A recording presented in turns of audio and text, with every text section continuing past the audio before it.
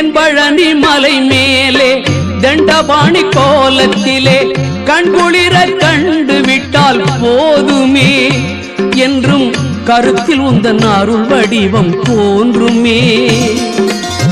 தென்பழனி மலை மேலே தண்டபாணி கோலத்திலே கண்குளிர கண்டு விட்டால் போதுமே என்றும் கருத்தில் உந்தன் அருள் வடிவம் தோன்றுமே.